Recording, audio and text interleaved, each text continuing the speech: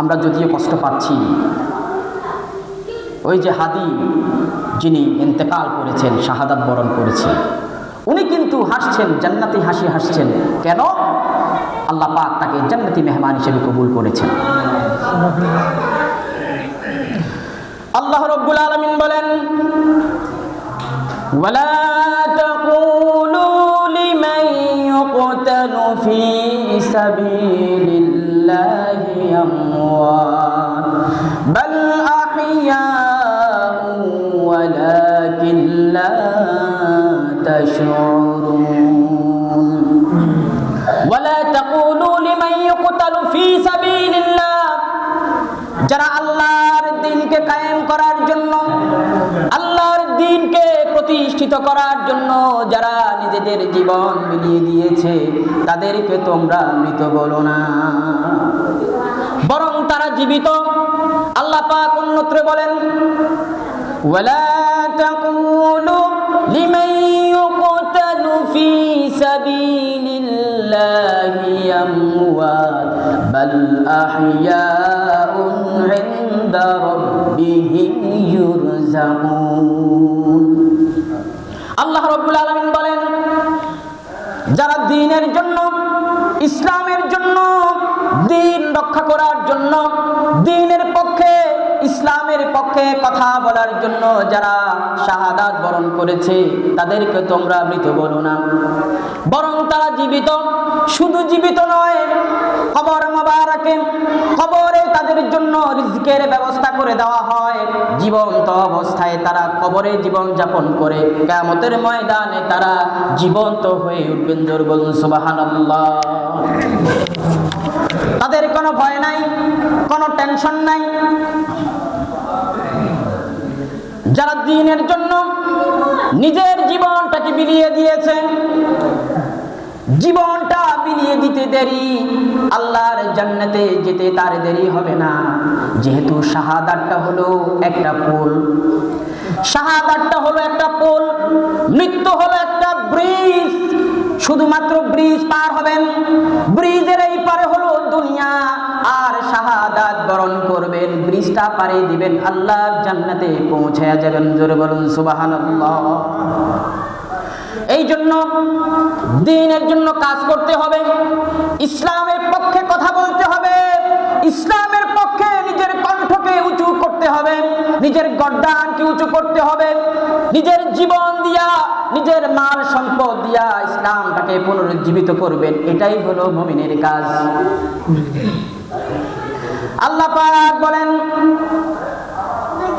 ইন্নাল্লাহা ইশতারা মিনাল মুমিনিনা আনফুসাহুম ওয়া আমওয়ালাহুম বিআন্না লাহুমুল জান্নাহ।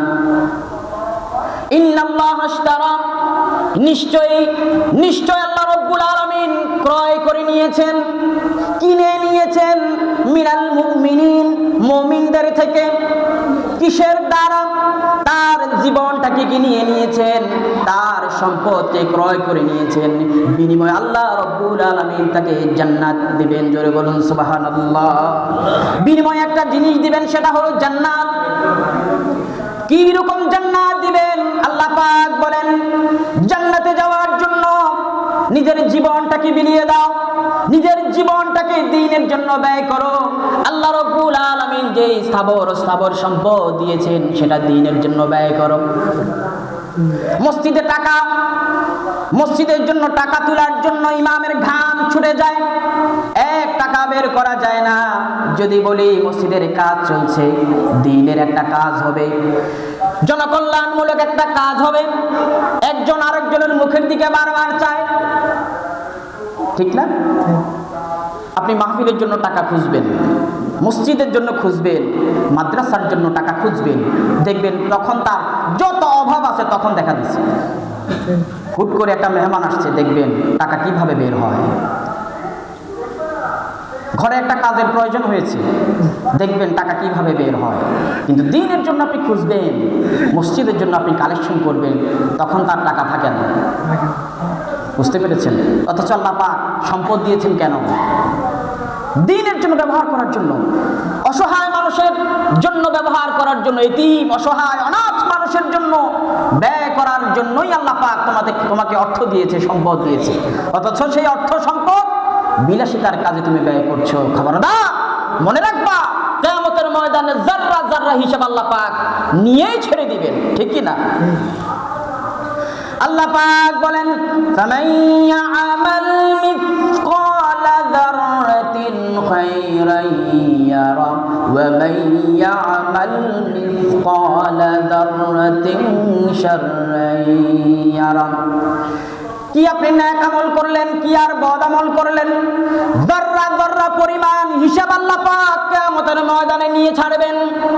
অতএব সম্পদ কোন কাজে ব্যয় করছো, বিলাসিতার কাজে নাকি খারাপ কাজে নাকি দ্বীনের কাজে? নিজের জীবনটাকে, নিজের সময়টাকে দ্বীনের জন্য ব্যয় করছো নাকি তাগুতের জন্য ব্যয় করছো? আল্লাহ রাব্বুল আলামিন এটার হিসাবে নেবেন। যাররা যাররা পরিমাণ হিসাব। যাররা বুঝেন? একটা বালুকে যদি 70 ভাগ করেন, একটা বালুকে যদি আপনি 70 ভাগ করেন, 70 ভাগের 1 ভাগের নাম হলো যাররা। সেই যাররা পরিমাণ হিসাব আল্লাহ পাক আপনার কাছ থেকে নেবেন। কোথায় ব্যয় করছেন টাকা, কোথায় সম্পদ ব্যয় করছেন? দ্বীনের জন্য নাকি তাগুতের জন্য ব্যয় করছেন? হাজিরিন, শুধু আজকে নয়, দ্বীনের পক্ষে যারা কথা বলে, ইসলামের পক্ষে যারা কথা বলে, ইসলামটাকে নির্বাপিত করার জন্য, ইসলামটাকে নষ্ট করার জন্য, ধ্বংস করার জন্য সারা জীবন তাগুতি শক্তি কাজ করেছে, এখনো করছে, ভবিষ্যতেও করবে, কিন্তু ইসলামকে নির্বাপিত করা সম্ভব নয়, কখনোই পারবে না। কারণ আল্লাহ পাক নিজেই সেটাকে কন্ট্রোল করেন। সুবহানাল্লাহ, আল্লাহ পাক নিজেই কন্ট্রোল করেন। আল্লাহ রাব্বুল আলামিন বলেন ইউরিদুনা লিইউতফিউ নূরাল্লাহি বিআফওয়াহিহিম ওয়াল্লাহু মুতিম্মু নূরিহি ওয়ালাউ কারিহাল কাফিরুন। আল্লাহ রাব্বুল আলামিন বলেন পৃথিবী শুরু থেকে শেষ পর্যন্ত তাগুতি শক্তি ইসলামটাকে ফু দিয়ে নিভিয়ে দেওয়ার জন্য চেষ্টা করবে। আল্লাহ পাক বলেন তারা যতই চেষ্টা করুক না কেন, তারা তাদের অন্তর যতই জ্বলুক না কেন, আল্লাহ রাব্বুল আলামিন তার দ্বীনটাকে প্রজ্বলিত করবেন। জোরে বলুন সুবহানাল্লাহ। আল্লাহর দ্বীনকে আল্লাহ মিটিয়ে দিবেন না। ফেরাউন চেষ্টা করেছে, পারে নাই। নমরুদ চেষ্টা করেছিল, পারে নাই। বক্তেনসর চেষ্টা করেছিল, পারে নাই। ইসলামটাকে নিভিয়ে দেওয়ার জন্য যুগে যুগে অসংখ্য গণিত মানুষ চেষ্টা করেছিল, নিজেকে খোদাই পর্যন্ত দাবি করেছিল, কিন্তু তারা পারে নাই। আল্লাহ রাব্বুল আলামিন ইসলামটাকে সুরক্ষিত করে রেখেছেন। সুবহানাল্লাহ, কখনোই পারবে না। অতএব টেনশন করবেন না, ইসলামকে রক্ষা করার দায়িত্ব আল্লাহ পাক নিজের হাতে নিয়েছেন। আপনি টেনশন করবেন না, শুধু কাজ করে যান। সুবহানাল্লাহ, শুধু কি করবেন? কাজ করে যান। সফলতা দিবে কে? আল্লাহ। সফলতা দান করবে কে? আল্লাহ পাক সফলতা দান করবেন। আপনি শুধু চেষ্টা করে যাবেন ইসলামের পক্ষে, দ্বীনের পক্ষে, সুন্নাহর পক্ষে, মুহাম্মদ সাল্লাল্লাহু আলাইহি ওয়াসাল্লামের পক্ষে আপনি কথা বলবেন। কিয়ামতের ময়দানে এটা দলিল হিসেবে দাঁড়িয়ে যাবে। আর আল্লাহ পাক আপনাকে উইদাউট ট্রানজিট আল্লাহ পাক জান্নাতে আপনাকে প্রবেশ করাবেন। সুবহানাল্লাহ। এই জন্য জান্নাতে যদি যেতে চান কি করবেন? দ্বীনের জন্য কাজ করবেন, ইসলামের জন্য কাজ করবেন, সুন্নাহকে জীবন্ত রাখার জন্য চেষ্টা করবেন, কাজ করে যাবেন। এই যে আপনারা মাথায় টুপি দিচ্ছেন, টুপি দিলেন, এটা কি? সুন্নাহ। এটা কি? সুন্নাহ। আপনারা যে নিসবেসাক গোল জামা পরেছেন, এটা কি? সুন্নাহ। দাড়ি রেখেছেন, এটা কি? সুন্নাহ। এই সুন্নাহকে জীবন্ত রাখতে হবে, আল্লাহ পাকের দ্বীনকে জীবন্ত রাখতে হবে যদি জান্নাত পেতে চান।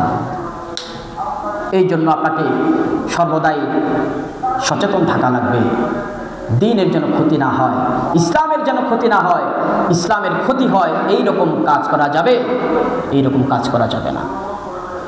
وسارعوا إلى مغفرة من ربكم وجنة عرضها كعرض السماوات والأرض أعدت للذين آمنوا بالله ورسوله প্রতিযোগিতা করো সেই জান্নাতে যাওয়ার জন্য যেই জান্নাত আকাশ এবং জমিনের সমান, এর চাইতেও বড়। জোরে বলুন সুবহানাল্লাহ। এক একটা জান্নাত দুনিয়া শুধু নয়, দুনিয়ার মধ্যে যা কিছু আছে সব কিছুর চাইতে আল্লাহ রাব্বুল আলামিনের একটা জান্নাত অনেক বড়। সেই জান্নাতে যাওয়ার জন্য কাজ করা লাগবে কি লাগবে না? সেই জান্নাতে যাওয়ার জন্য দ্বীনের কাজ করা লাগবে, ইসলামের কাজ করা লাগবে, সুন্নাহর কাজ করা লাগবে, তবেই তো সেই জান্নাত পাবেন। কথা বুঝতে পারছি? এই জন্য কি দিতে হবে? নিজের ধন দৌলত, মাল, সম্পদ ইসলামের জন্য ব্যয় করা লাগবে। নিজের জীবনটাকে ইসলামের জন্য উৎসর্গ করা লাগবে, তবেই তো আল্লাহ পাকের জান্নাত মিলবে। এছাড়া কখনো আল্লাহ পাকের জান্নাত আশা করা যায় না।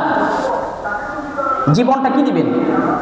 তাই বলি ওই যে মিছিলে যাইয়া মারা যাবেন নাকি? মিছিলে যাইয়া মারা যাবেন না, এটা নয়। আপনার জীবনটা আল্লাহর জন্য কোরবানি করবেন। এর অর্থ হলো আপনার জীবন আল্লাহ পাক আপনাকে দিয়েছেন, হায়াত দিয়েছেন, মওত দিয়েছেন, সেই হায়াতটা আপনি দ্বীনের কাজে ব্যবহার করবেন।